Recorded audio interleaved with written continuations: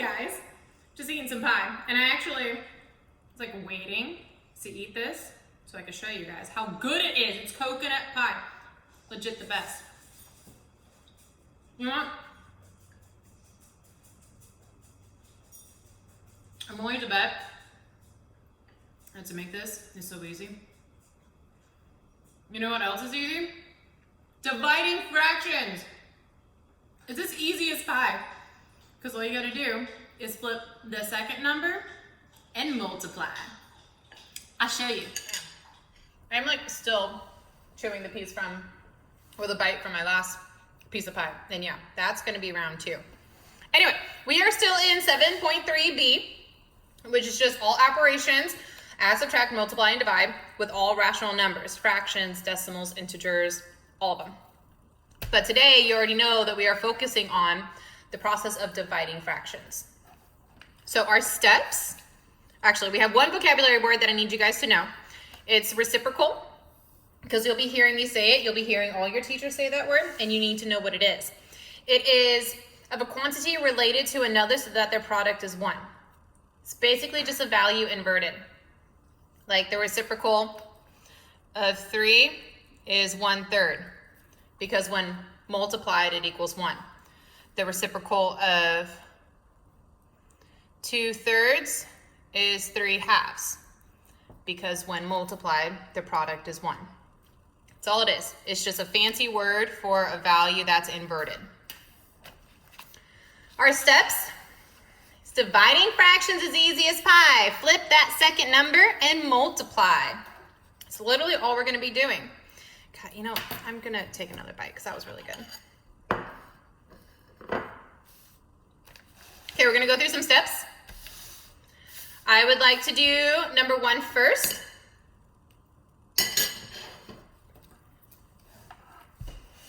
I have 3 divided by 6/11. Don't mind that it's on a Post-it note. I just messed up underneath. So dividing fractions is easy as pie. Flip the second number, flipping, and multiply. Please notice that I put the 3 over the 1. And the 6/11 is my second number, so I flipped it and made it 11/6. And then I changed my division symbol to a multiplication symbol. Now I'm going to cross reduce and then multiply straight across. Looking at 1 and 11, there's nothing that they have in common. They're both prime numbers and as small as they can be. 3 and 6 do have a common factor of 3. So I'm going to reduce both numbers by 3. 3 divided by 3 is 1. 6 divided by 3 is 2. Now I'm multiplying straight across. 1 times 11 and 1 times 2. I can leave this as 11/2. However, I need to be aware of what my question is asking me to do. Considering this is just a straight division problem, it depends on your math teacher, but me, I would accept this. But for the sake of practice, let's change it to a mixed number. I'm going to divide 11 divided by 2. 2 can go into 11 5 times with a remainder of 1. If I wanted to check this, I would do 5 times 2 is 10 plus 1 is 11. I get the same answer. Moving on to number 2. I have -3/4 divided by -15/16. So dividing fractions is easy as pie. Flip the second number and multiply. I see that my second number is a 15/16, so my 3/4 stays the same. I'm going to change my division to a multiplication. And I'm going to flip this. It keeps the negative sign though. It is now 16/15. I am going to cross reduce. So I'm looking across to see if there's any common factors. I can see that 4 and 16 have a common factor of 4. So I'm going to reduce both of those numbers by 4. 4 divided by 4 is 1. 16 divided by 4 is 4. Looking at 3 and 15, they also have a common factor of 3. So I'm going to reduce both of those by 3. 3 divided by 3 is 1. And 15 divided by 3 is 5. Now, 1 times 4 is 4. 1 times 5 is 5. And a negative times a negative is a positive. Therefore, negative 3/4 divided by negative 15/16 equals a positive 4/5. Last example we'll do together is a word problem. So yes, make sure that you pause it and write it down. You guys know that I'm very particular about having all examples in your notes. First step on word problems is read the entire word problem. Ms. Palmer has a rope that is 7/12 yards long. She is making keychains that use 1/15 yards of rope. How many keychains can she make? Now that I've read it, I'm going to go through and cube it. I'm going to circle my numbers.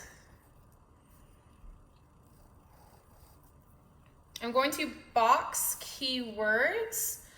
I see the word of, but in this sense, it's not a keyword. It's just 1/15 yards of rope. I'm going to underline. I missed that one. Underline my question. My bad, guys.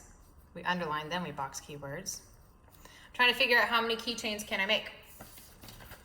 I said I because I'm the one that's in this problem.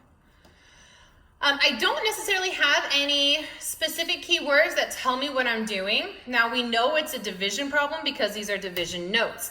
But the way that we're able to figure that out is put yourself in this problem.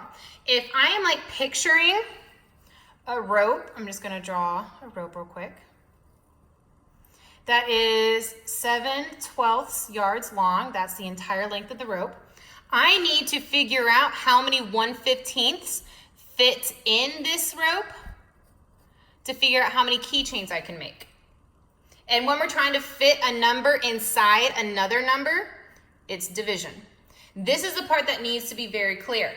We have to make sure that we know which number comes first and which number comes second, because dividing fractions is easy as pie. We flip the second number and multiply.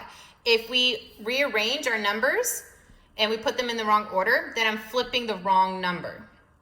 So considering I'm trying to figure out how many 1/15 fit inside 7/12, then that tells me I am doing 7/12 divided by 1/15.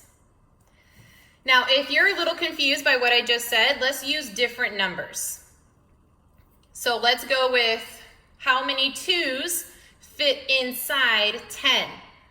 Well, we know that's 5. Why? Because 10 divided by 2 equals 5.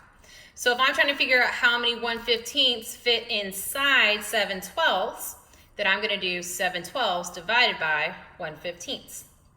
Going back up to our steps, dividing fractions is easy as pie. Flip the second number and multiply.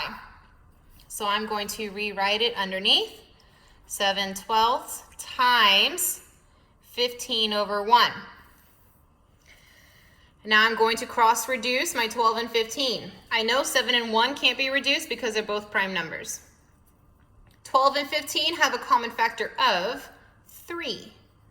So I'm going to divide them both by 3. If you do not know what I'm doing when I'm cross-reducing, you need to go back and watch the cross-reducing Edpuzzle, or ask a teacher, or multiply straight across and reduce when you're done. So now that I've cross-reduced, I think that's going to be a lot easier than multiplying 7 times 15 and then reducing. I'm now just doing 7 times 5, which comes out to 35. 4 times 1 is 4. I can't leave this as it is. I know I said up here you could, but this is a difference problem. This is a word problem. We're trying to figure out how many keychains can I make. 35/4 is not an answer. That does not tell me how many keychains. I need to simplify this. I need to change it to a mixed number to figure out exactly how many keychains I can make. So 4 can go into 35 8 times, right? Because 4 times 8 is 32, with a remainder of 3. Now, 8 3/4 is technically my answer to this division problem, but it is not my answer to this question. The answer to this question is just 8. 8 keychains. Because all I have is 3/4 of my piece of rope to make a new keychain. Well, I need 4/4, right? I need to make a hole. So I can't use that 3/4, therefore 8 is my final answer. All right, guys, I'm gonna finish this piece of pie. I hope you all had an amazing time dividing fractions, and ask your teacher if you have any questions.